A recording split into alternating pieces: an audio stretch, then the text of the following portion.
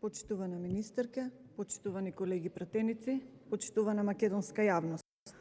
По овие измени на Законот за работни односи имаше доста забелешки и незадоволство како од синдикатите, така и од повеќе влади се борат да ги задржат своите економии и на секој можен начин да ги зачуваат работните места, а ние во овој период носиме закон и измени на Законот за работни односи. Да се надеваме дека со овие измени нема да дојде до тоа работодавачите да имаат алиби дека нема доволно заработувачи поради неработењето во недела, па да дојде до отпуштање на работниците.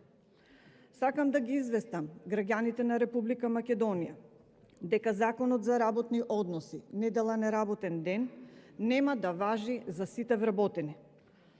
Почитувани, новиот Закон за работни односи предвидува измена на членот 134 став 2 кој се менува и гласи: ден на неделен одмор е недела и ова, повторувам, нема да важи за сите.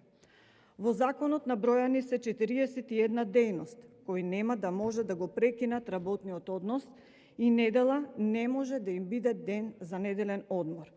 Тука се прави дискриминација со работниците од овие дејности во однос на другите работници кои не се набројани во овие 41 дејност.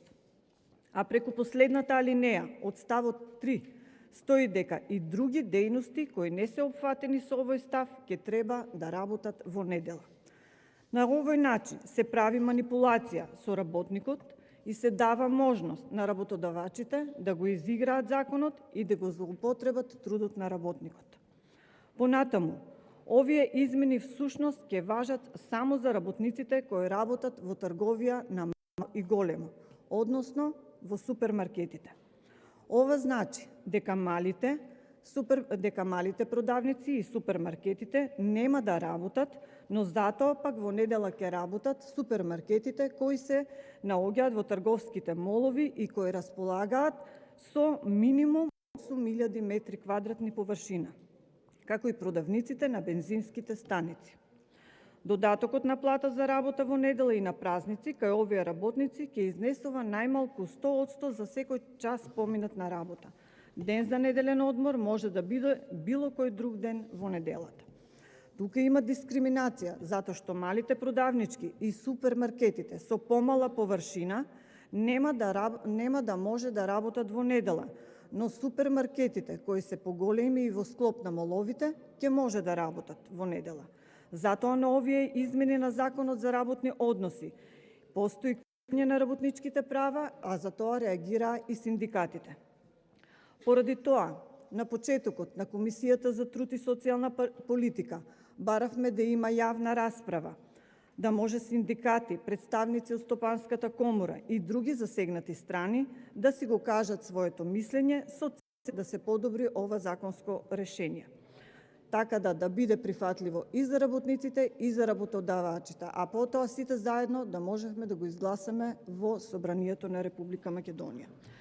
Сите сме свесни дека актуелната состојба во државата се промени со појава на коронавирусот. Во одредени дејности имаше ограничување на работното време или пак во некои дејности дури имаше и забрана на работење. Тоа доведе до голем број отпуштања на многу работници. Беа отпуштени околу 60.000 луѓе, останаа без работа, а околу 5.600 фирми ставија клучи на врата. Постојано слушаме и сме сведоци како големи и успешни фирми ги отпуштаат своите вработени, затоа што не можат да ја издржат кризата, која трае повеќе од една година. Затоа постои сомнеш како ќе се одразат овие законски измени во Законот за работни односи. Какви последици ќе предизвикаат законот и самата влада признава дека на почетокот на примена на ова законско решение можно е намалување на вработените и на бројот на вработени во трговските субјекти. Затоа сакам да ја запознаам македонската јавност дека не само немаше јавна расправа за подобрување на ова законско решение, туку и нашите амандмани, кои беа 6 на број, ги поднесовме за иста цел, меѓутоа не беа ставени на разгледување од причини познати на председателот на Собранието. На тој начин, како пратеничка група на ВМРО ДПМН и коалицијата, не ни беше овозможено да влијаеме на подобрување на ова законско решение.